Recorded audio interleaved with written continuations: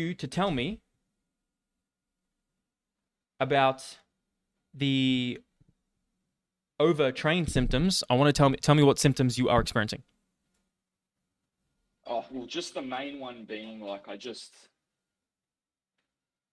just my ability to just produce force is shorter.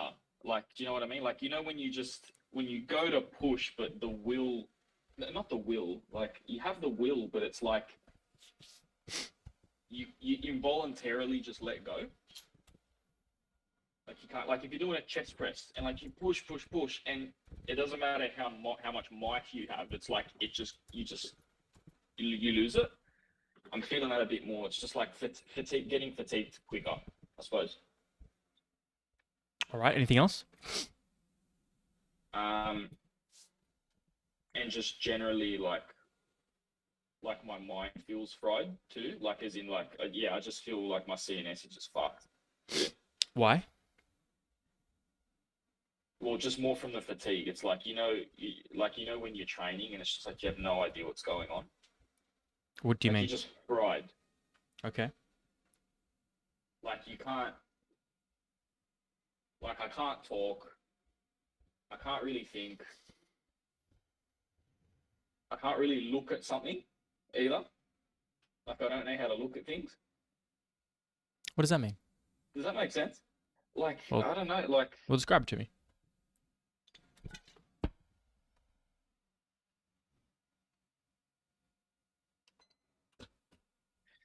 it's sort of like you try to think but you can't. You try to move but you just can't. But you do You move. try to You do think. you yeah, but it takes like ages to do. Like I've got to mentally prepare to like stand up from the seat. Do you know what I mean? Like I try to look at something, but I Right. Right. can't Right. Right. just look at it. I Okay. have to like Right. So, and how long you been experiencing this for? it's more been this past 5 to 7 days. All right. And do those symptoms come about during the day as well, outside of training? Mildly. Okay. So, overtraining is a very nebulous term, and I'm going to give you an actual accurate definition of it in a moment. There's two things that are occurring that you are challenging your body and nervous system with. One is a deficit, two is training, but then there's a whole bunch of others: sleep, stress, emotional, mental, etc. Broderick Chavez. I'm going to show you Broderick Chavez's take on overtraining. He is one of America's experts on PEDs and high performance training. He's a very eccentric character. You would have seen him on our podcast. So let me just show you, just give you a take. Here's the first stage where I call bullshit. Okay, that's one of here's the first stage where I call bullshit. Okay, that's one of those words like overtraining. It's a word that everybody in sports has. Not one person has a functional fucking definition. What is that? Define that. What is overtraining? The only definition I would be random. My definition of overtraining is training in such a way that you are regressing. Training in such a way that you are not moving forward but backward. It's not this most efficient, optimal, whatever the fuck. It's that you're training so goddamn much that you are getting weaker and smaller. 0 people are doing that. 0 fucking people are doing that. Shut up. All of you. Shut your little holes. You're not doing it. Nothing. And where that noise is coming out, I just want to hear a whistle. Just a squeaky whistle. Nothing. You're not allowed to say that ever. Shut up. But I'm tired. Overtrain. I'm so awesome. I train too much, too hard. Really fucking down. But it's hard. It is hard. It's hard. But all the while, within an RPE of 7. Don't go crazy. I went 7. I did 7 points. Just one man's take. No, yeah, that's all right. That Technically, the functional definition is yes, you are going backwards, and or I would add on, you've plateaued for a significant portion of time. No, I think I'm just perhaps like that. Sorry, that just gave me a bit of a perspective shift because perhaps I'm just trying to see ahead of a curve that hasn't happened yet. Because I'm still progressing, but just the way I've been training lately, I feel like I might be entering a plateau. Yeah. But I don't have enough information to know that for sure. So yeah.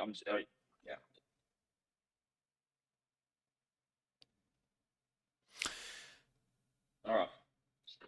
We could deload. You could deload for a week. Most coaches would say, all right, Christian, let's consider a deload. I'm coming here and showing you that you just have less of a training age. You're just younger. You don't have as much a higher training age under your belt. So your relative amount of experience and context around what you know to be overtraining or what you know to be hard training is limited.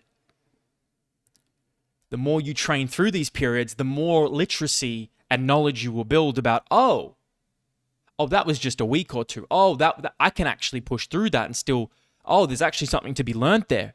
Oh, I'm not going to feel good about my training every week after long periods of time. Oh, there's going to be times when, all right, today all right, don't feel that vigor and enthusiasm. And I'd be skeptical and curious as to how much of it is contributed due to training stress versus all the other stresses in your life. Mm-hmm. Fortunately, you've been sleeping what looks like pretty well. As long as the quality is there, then it looks good. Mm-hmm. I would give it another week or two. Yep. No, I agree with that. Yeah. Because there's also some character to be built here as well. Of pushing. Yeah, I mean, for the majority of my training of life, I was more or less the guy that made decisions based off how he felt. Mm-hmm. So, yeah, like you said, just building that literacy now that I show up regardless. Yeah, making decisions on how you feel is is quite unreliable. Mm-hmm.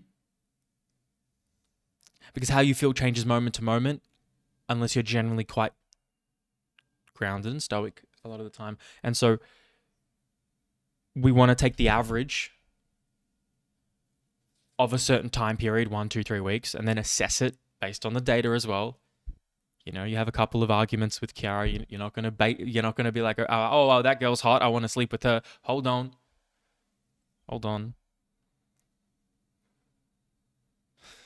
So, good conversation. Something to be mindful of. And even, it's so many influences. Maybe you try a different gym you train at. Maybe you try training with a training partner. Maybe you try different music. Maybe you try no music. Maybe you try a different time of day. Maybe you add in some caffeine. Maybe you take away some caffeine. Maybe you add a pre-workout stimulant as you get closer in this deficit. You might want to do that. I did that in my deficit as well. So there's a few variables here. Yeah. Yeah, no, you're right. There's way too much you can plug in, plug out, and mix and match. So, I mean, yeah, I just need to give it more time. All right.